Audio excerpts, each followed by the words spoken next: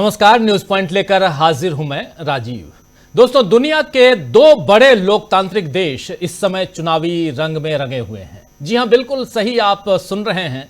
दरअसल भारत और अमेरिका एक दुनिया का सबसे पुराना लोकतांत्रिक देश है तो दूसरा दुनिया का सबसे बड़ा लोकतांत्रिक देश है और इन दोनों ही देशों में इस वक्त चुनाव चल रहे हैं। अमेरिका में जहां राष्ट्रपति चुनाव की हलचल तेज है तो वहीं भारत में अभी पिछले महीने 2 राज्यों के विधानसभा चुनाव खत्म हुए और अब महाराष्ट्र और झारखंड, इन 2 राज्यों में विधानसभा चुनाव हो रहे हैं और इसके साथ ही उपचुनाव भी कई सीटों पर हो रहे हैं।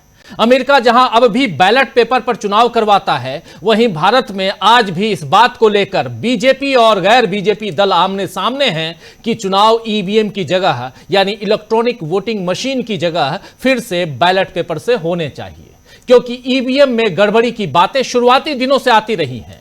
हालांकि गड़बड़ी की बात को चुनाव आयोग नकारता आया है और चुनाव की प्रक्रिया को ईवीएम से ही करवाता आगे बढ़ाता रहा है। और इसके अलावा चुनावी प्रक्रिया में कई ऐसे मसले हैं जिन्हें लेकर चुनाव आयोग पर पक्षपात के आरोप भी लगते रहे हैं और इन्हीं में से एक पिछले दिनों कई सारे आरोप लगते रहे हैं, लेकिन आज एक फैसला ऐसा आया है, चुनाव आयोग ने किया है, जिसके बाद ये जो विपक्ष के दावे हैं वो और सही नजर आते हैं।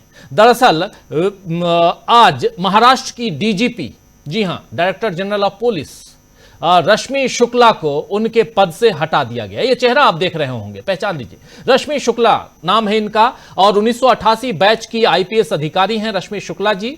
और वैसे तो रिटायर हो चुकी थी, लेकिन उन्हें एक्सटेंशन पर रखा गया था। लेकिन विपक्ष के आरोप थे कि रश्मि शुक्ला बीजेपी के लिए काम करती हैं। विपक्षी नेताओं के फोन टैपिंग करवाने जैसे गंभीर आरोप भी उन पर लगे हुए हैं। विपक्ष लगातार रश्मि शुक्ला को हटाने की मांग कर रहा था और विपक्ष की मांग को अब तक चुनाव आयोग नहीं मान रहा था, लेकिन आज अचानक खबर आई कि रश्मि शुक्ला को डीजीपी पोस्ट से हटा दिया गया है। इस फैसले का स्वागत तो कांग्रेस के नेता कर ही रहे हैं, इंडिया गठबंधन के नेता या महाराष्ट्र में महाविकास आघाड़ी के नेता कर रहे हैं। इसके बाद महाविकास आघाड़ी की तरफ से प्रेस कॉन्फ्रेंस भी की गई, जिसमें खुद शरद पवार थे और उसी प्रेस कॉन्फ्रेंस में नाना पटोले कांग्रेस की तरफ से और उद्धव ठाकरे शिवसेना उद्धव गुट की तरफ से थे और प्रेस कॉन्फ्रेंस करके भी इस फैसले का स्वागत इन तमाम नेताओं ने किया है। लेकिन चुनाव आयोग से सवाल भी ये नेता कर रहे हैं कि इस कदम को उठाने में आखिर आपने देरी क्यों की। महाराष्ट्र कांग्रेस अध्यक्ष नाना पटोले ने तो बाकायदा एक चिट्ठी लिखकर मांग की है कि अब उन्हें किसी और पद पर न रखा जाए। पटोले ने कहा है कि जिस तरह चुनाव आयोग ने झारखंड के डीजीपी को बदला, पश्चिम बंगाल के डीजीपी को बदला, लेकिन महाराष्ट्र के डीजीपी को बदलने में इतना वक्त क्यों लगा। मैं इतना ही कहूंगा कि रश्मि शुक्ला को चुनाव से संबंधित किसी भी पद पर न बिठाया जाए। यह बात यहां नाना पटोले कह रहे हैं कि मैं इतना ही कहूंगा कि रश्मि शुक्ला को ऐसे किसी भी पद पर न बैठाया जाए चुनाव तक। वैसे चुनाव आयोग ने आज बीजेपी उत्तर प्रदेश की बात, जी हां, उत्तर प्रदेश बीजेपी की बात मानते हुए उत्तर प्रदेश की 9 सीटों पर हो रहे उपचुनाव के साथ साथ केरल की 2 में से एक सीट केरल वायनाड जो लोकसभा की सीट है और एक सीट विधानसभा की है, तो 2 में से एक सीट केरल की, पंजाब की 4 की 4 सीटें जहां उपचुनाव की मैं बात कर रहा हूं और 9 सीटों पर उपचुनाव हो रहे हैं उधर उत्तर प्रदेश में। इन सब पर 13 तारीख को चुनाव होने थे, लेकिन 13 की जगह अब 20 नवंबर को चुनाव करवाने का ऐलान कर दिया गया है चुनाव आयोग की तरफ से। इस सूचना के आते ही अखिलेश यादव ने ट्वीट किया है। आइए जरा अखिलेश यादव के ट्वीट को देखते हैं, क्या कुछ लिख रहे हैं अखिलेश यादव। लिख रहे हैं, टालेंगे तो और भी बुरा हारेंगे। यह अखिलेश यादव ने लिखा है, टालेंगे तो और भी बुरा हारेंगे। पहले मिल्कीपुर का उपचुनाव टाला, अब बाकी सीटों के उपचुनाव की तारीख। भाजपा इतनी कमजोर कभी न थी। दरअसल बात यह है कि उत्तर प्रदेश में महाबेरोजगारी की वजह से जो लोग पूरे देश में काम रोजगार के लिए जाते हैं, वो दिवाली और छठ की छुट्टी लेकर उत्तर प्रदेश आए हुए हैं और उपचुनाव में भाजपा, जी हां, उपचुनाव में भाजपा को हराने के लिए वोट डालने वाले थे। जैसे ही भाजपा को इसकी भनक लगी, उसने उपचुनावों को आगे खिसका दिया, जिससे लोगों की छुट्टी खत्म हो जाए और वो बिना वोट डाले ही वापस चले जाएं। यह भाजपा की पुरानी चाल है, हारेंगे तो टालेंगे, हारेंगे तो टालेंगे। यह भाजपा की पुरानी चाल है और अखिलेश यादव कह रहे हैं, टालेंगे तो और भी बुरा हारेंगे। यह अखिलेश यादव ने ट्वीट किया है। और यह उपचुनाव जो टाला गया है उसके लिए, टाला मतलब इसकी तारीख बढ़ा दी गई है 13 की जगह 19 को। लेकिन मजेदार तथ्य यह है, ये जरा सोचिएगा दोस्तों, कि उसी केरल में 13 तारीख की जगह 20 तारीख को एक चुनाव और दूसरा चुनाव 13 को ही। यह क्या मतलब है? अगर चुनाव आयोग के लोग इस कार्यक्रम को देख रहे हों तो कमेंट बॉक्स में साहब जरा कमेंट करके बता दीजिएगा कि इसका कारण क्या। नहीं समझ में आया मुझे, इसलिए बड़ा गुजारिश है आपसे, विनती है कि जरूर बता दीजिएगा। तो चुनाव आयोग इस मसले पर भी घिरा हुआ है दोस्तों। आप जान रहे हैं जिससे जैसे सवाल उठाए जा रहे हैं। और उधर झारखंड में अपने साथी हिमंता बिस्वा शर्मा का साथ देने आज नरेंद्र मोदी पहुंच गए। नरेंद्र मोदी के अभिन्न मित्र हैं, क्योंकि उन्होंने एक सीएम को असम से हटाकर इनको सीएम बनाया, तो समझ सकते हैं कितने अभिन्न होंगे। सोनेवाल को हटाया था उन्होंने, तो कितने अभिन्न होंगे हिमंता बिस्वा शर्मा, आप समझ सकते हैं। हिमंता बिस्वा शर्मा पिछले दिनों आग उगल रहे हैं, आपने सुना होगा, कल उनका बयान सुना होगा आपने। बटोगे कटोगे वाले बयान को थोड़ा और आगे बढ़ाते हुए वहां बात कर रहे थे। लेकिन नरेंद्र मोदी थोड़ा और आगे बढ़ गए। वहां आदिवासी कार्ड खेलने के लिए पंडित नेहरू तक का नाम घसीटा। आज नरेंद्र मोदी ने चाईबासा में नरेंद्र मोदी ने कहा कि पंडित नेहरू भी आरक्षण विरोधी थे।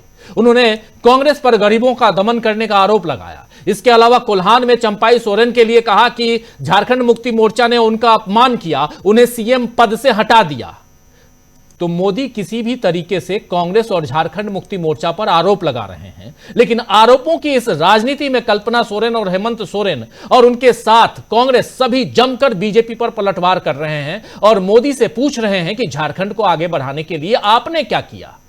लेकिन इन सबके बीच, वार पलटवार के बीच, नरेंद्र मोदी ने जो आज एक और बयान दिया है वो यहां पर गौर फरमाने लायक है। इसलिए गौर फरमाने लायक है क्योंकि आप लोगों ने लोकसभा चुनाव में सुना होगा उनका एक भाषण, जहां उन्होंने कहा था कि ये मंगलसूत्र छीन लेंगे। आज इन्होंने क्या कहा? नरेंद्र मोदी ने कह रहे हैं ये आपकी रोटी भी छीन रहे हैं और ये आपकी बेटी भी छीन रहे हैं। रोटी छीन रहे हैं तो चल जाएगा, लेकिन बेटी छीन रहे हैं क्या मतलब होता है? ये नरेंद्र मोदी जी बताते हैं। मंगलसूत्र छीनने वाली बात तो लगभग समझ में आती थी कि आप कहना क्या चाहते हैं, लेकिन बेटी छीन रहे हैं का मतलब क्या है नहीं समझ में आया। मोदी जी जरा वो समझा दीजिए। चलिए जरा उनकी जुबानी, आप कहेंगे कि अपनी बात मैं कर रहा हूं, अपने ढंग से इसको रख रहा हूं। चलिए नरेंद्र मोदी के ढंग से इसको सुन लीजिए। दूध का दूध और पानी का पानी कर लेते हैं, सुनिए जरा। पर पहुंचा दिया है। ये तीनों दल सामाजिक ताना बाना तोड़ने पर आमाद है। ये तीनों दल घुसपैठिया समर्थक है। बांग्लादेशी घुसपैठियों के वोट पाने के लिए ये इन घुसपैठियों को पूरे झारखंड में बसा रहे हैं। जब स्कूलों में सरस्वती वंदना तक पर रोक लगने लगे तो पता चलता है कि खतरा कितना बड़ा है।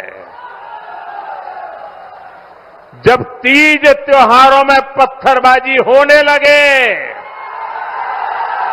माता दुर्गा को भी रोक दिया जाए, जब कर्फ्यू लगने लगे तो पता चलता है कि स्थिति कितनी खतरनाक है। जब बेटियों के साथ शादी के नाम पर छल कपट होने लगे तो पता चलता है कि पानी सिर के ऊपर से गुजरने लगा है। जब घुसपैठ का मामला कोर्ट में जाए और प्रशासन इससे इनकार करे तो पता चलता है कि सरकारी तंत्र में ही घुसपैठ हो चुकी है।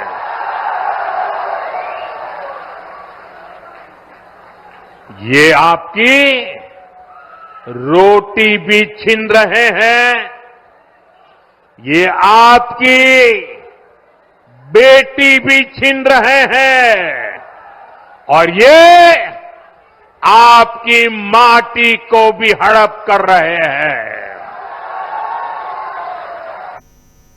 तो सुन लिया आपने मोदी जी की जुबानी, ये आपकी रोटी भी छीन रहे हैं, ये आपकी बेटी भी छीन रहे हैं, ये आपकी माटी को भी हड़प रहे हैं, ये नरेंद्र मोदी कह रहे हैं। चलिए खैर, नरेंद्र मोदी हैं, उनकी जुबान है, जो चाहे कह लें, देश के प्रधानमंत्री हैं, लेकिन कुछ तो सवाल खड़े होते हैं जिस पर हम चर्चा करेंगे। मोदी के भाषण पर प्रतिक्रिया देते हुए हेमंत सोरेन, जो झारखंड के मुख्यमंत्री हैं, उन्होंने क्या कुछ कहा है, आइए जरा सुन लेते हैं। हमारे इस राज्य के किसान, जिसकी आय दुगुना करने के लिए हमारे भाजपा के लोगों ने 2014 से लेकर आज तक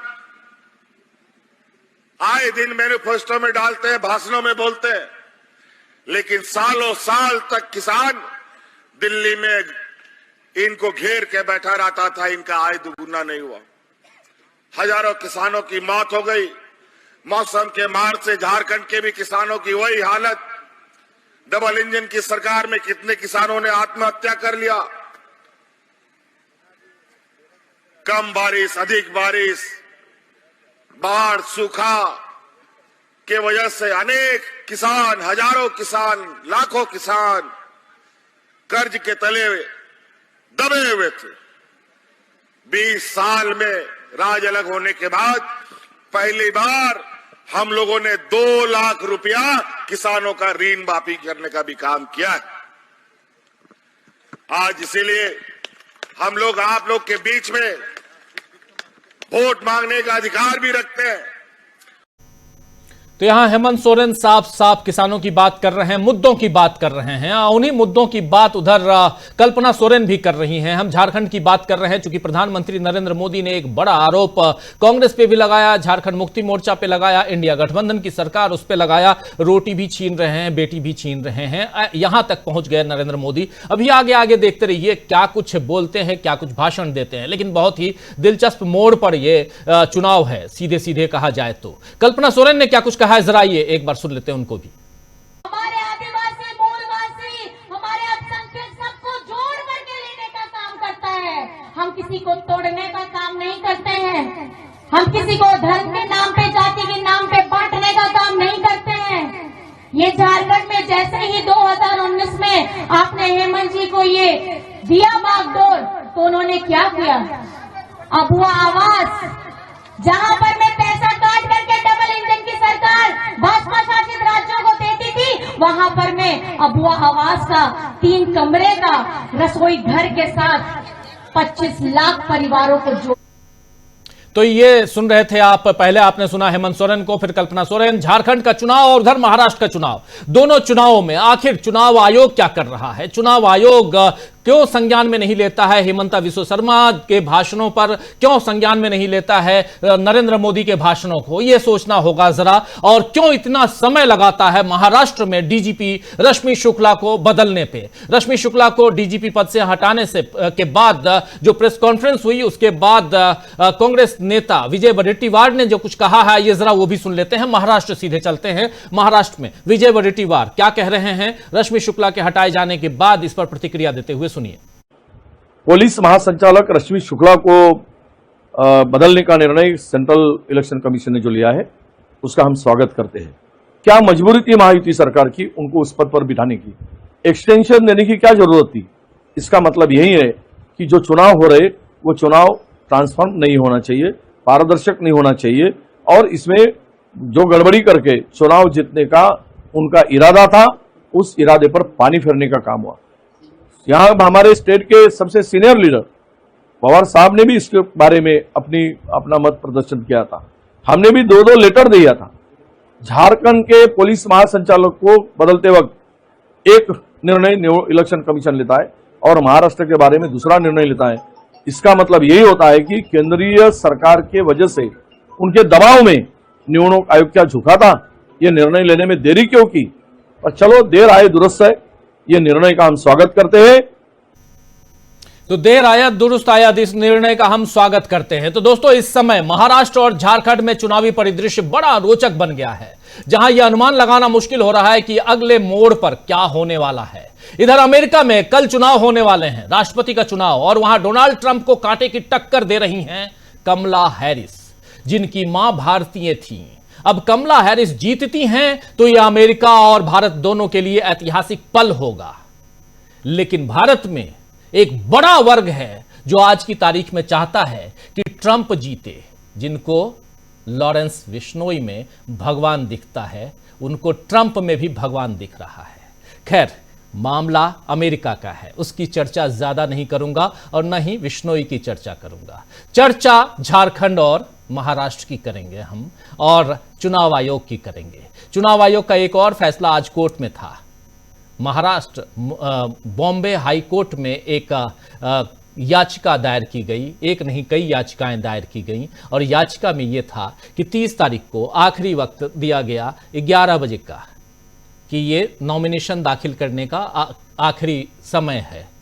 दिन के 11 बजे कौन सा आखिरी समय होता है, ये बॉम्बे हाई कोर्ट ने पूछा है, और उसके बाद कल जवाब देना है अब चुनाव आयोग को। चुनाव आयोग लपेटे में है, घेरे में है, ये सब चर्चा हम करेंगे। आइए जरा हमारे साथ कुछ वरिष्ठ साथी जुड़े हुए हैं, पहले उनसे आपका